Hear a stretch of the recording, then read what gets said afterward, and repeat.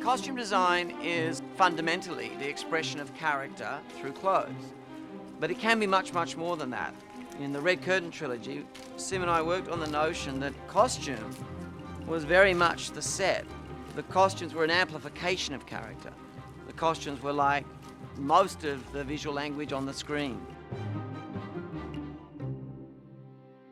In costume design, you're in charge of overseeing the design and production of everything the actors wear.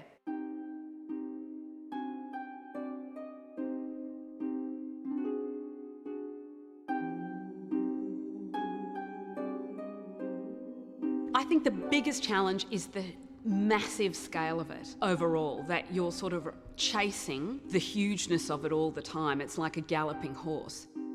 To give you an idea, in Moulin Rouge there were 480 costumes in total, including all the extras costumes. In this movie we're somewhere between 1,800 and 2,000 costumes.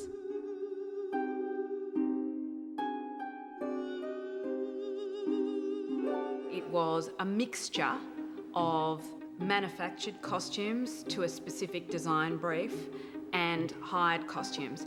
I favour this mix in a crowd scene because I think it makes it look more authentic. There seems to be a more authentic texture about it because there's a certain randomness that's injected by the hiring which makes it feel more real.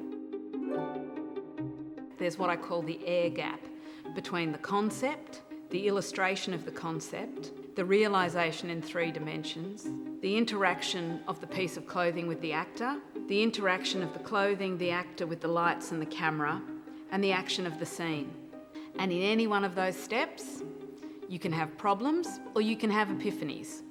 And of course, there's one other very important step, and that is Baz Luhrmann, the director, who oversees all the visual aspects of the film, including the costumes in intricate detail.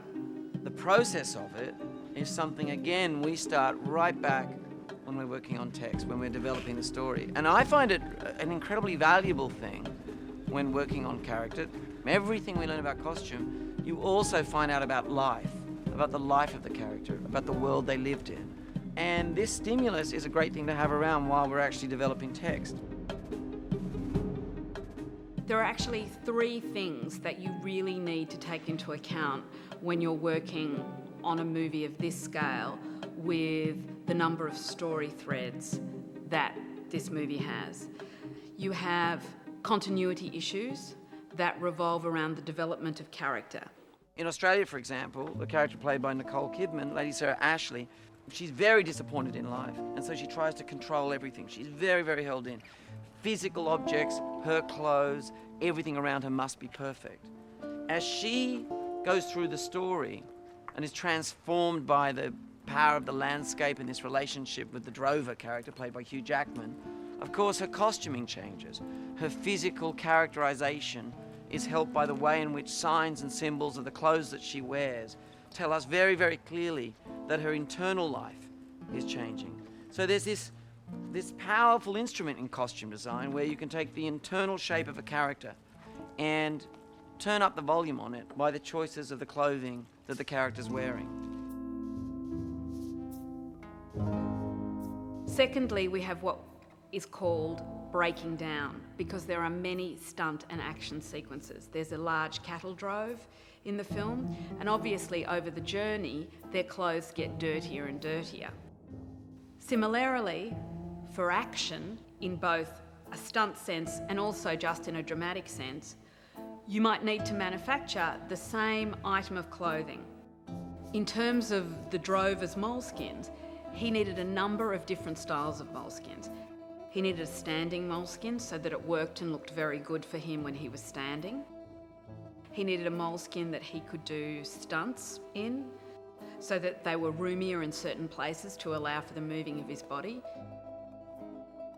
He needed special riding jodhpurs that didn't bunch up too much at the front for heroic shots where you wanted him to look as long and lean and perfect in the leg as possible.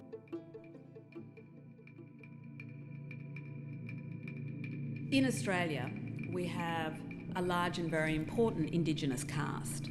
And so with lots of research, lots of discussion, lots of collaboration with those characters, we started to develop a language based absolutely in fact and research and photographic evidence from the period. And it was a fascinating experience for me as a costume designer to actually realise how meaningful body decoration actually is. That you actually need to ask permission for someone to be able to use or wear certain things, that certain things are taboo for certain people to wear, and it's very much alive amongst our Indigenous cast, and we tried to be culturally as true as we possibly could. Of course, all this complexity is not achieved by me alone. I have a very large team of costumiers, people that construct all the costumes, and of course this team has to be headed by someone, and that's my costume supervisor, Eliza Godman.